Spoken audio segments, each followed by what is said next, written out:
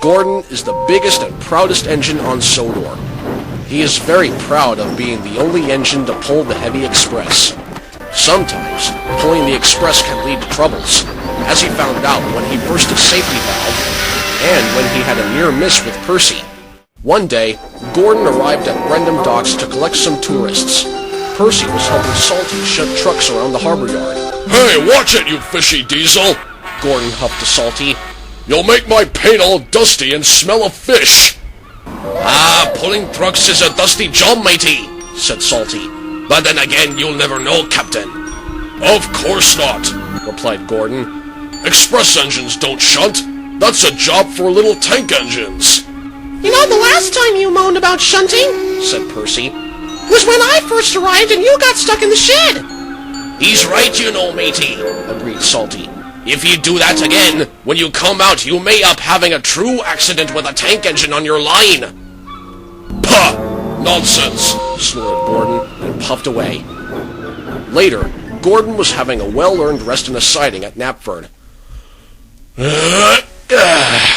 Sometimes, he said, it's really very tiring to be such a large and splendid engine. One does have to keep up appearances, so... Just then, Thomas arrived shunting some trucks.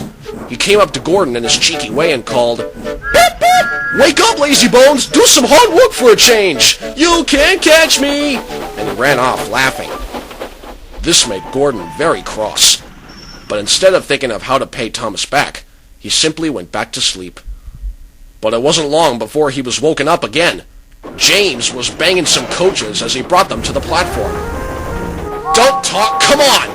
James called to the coaches. Do you have to do that now? Asked Gordon crossly. Well, somebody's got to do it, replied James. And you're too lazy to do it yourself. I'm not lazy, replied Gordon. I'm having a well-earned rest. Rest? Snorted James.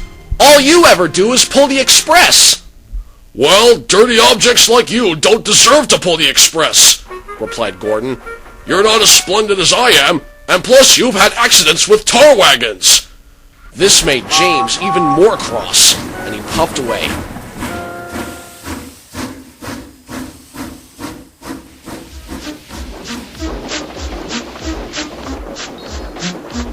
James hated the way everyone teased him about his accident with tar wagons. Curse that Gordon, grumbled James as he puffed along. I sure hope something happens to him. As James puffed along, Gordon went back to sleep. He was hoping this time he wouldn't get disturbed for a third time. But his luck wasn't going to last, as Henry arrived. Hello, fat face! Spluttered Gordon. You know, Henry, you're getting too big for your wheels. Fancy speaking to me like that? Me, who has never had an accident! As Henry left, Percy arrived. But aren't burst safety valves accidents? Percy asked innocently. No, indeed. High spirits might happen to any engine, replied Gordon.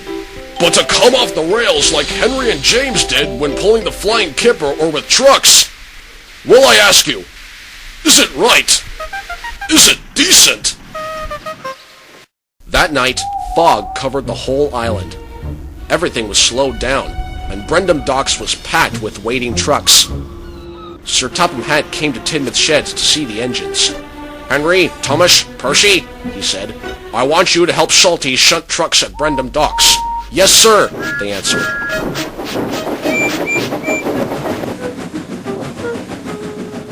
Then Sir Topham Hatt turned to Gordon. You too, Gordon, he said.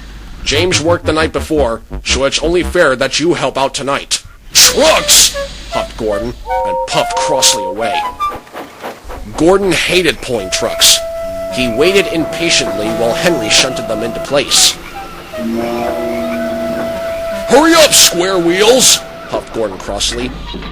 You know, patience is a virtue, said Thomas. You should learn that. Ha! I'll learn that once I show Salty how an express engine pulls trucks, Gordon replied. Careful, Captain, warned Salty. Watch out for the old branch line. But Gordon just ignored Salty.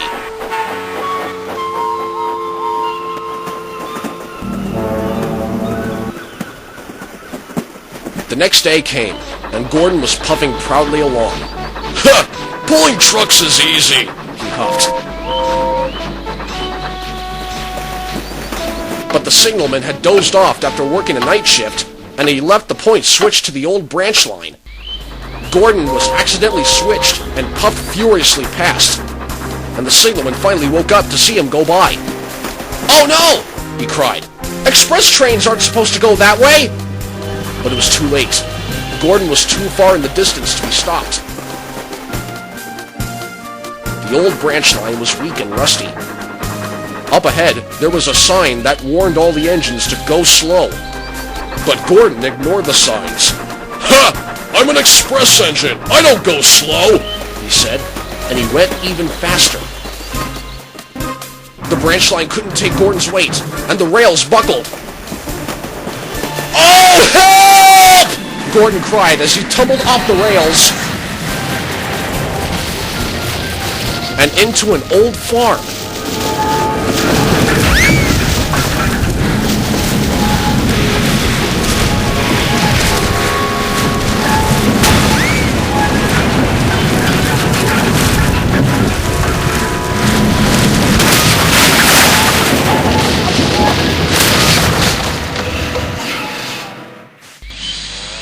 Gordon's crew was shaken, but not hurt.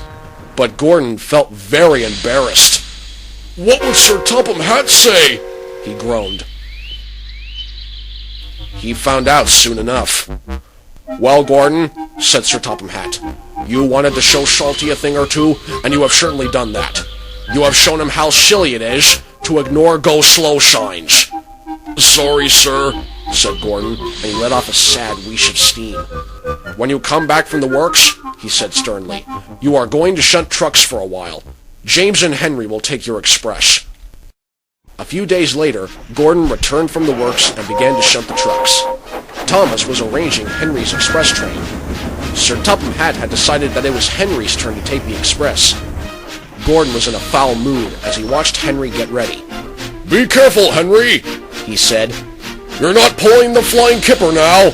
Mind you keep on the rails today." "Humph!" snorted Henry as he backed down onto the express.